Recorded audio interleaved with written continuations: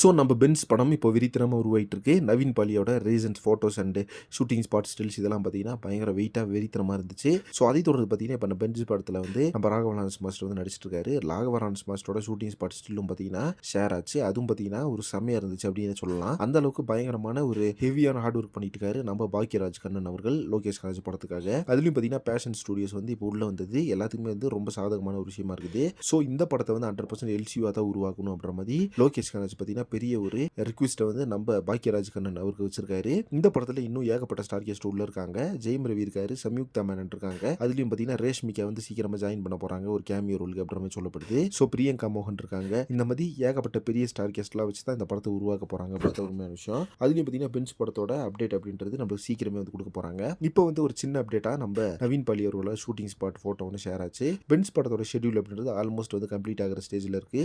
So நம்ம எல்லாருமே எதிர்பார்த்த மாதிரி பென்ஸ் படத்தோட ஷூட்டிங் ஸ்பாட் வீடியோ எல்லாமே பார்த்தீங்கன்னா சீக்கிரமே வரப்போகுது. ஃபர்ஸ்ட் ஷெட்யூல் அதாவது பாதி ஷெட்யூல் பார்த்தீங்கன்னா பக்காவாக ரேப் பண்ணிட்டாங்க.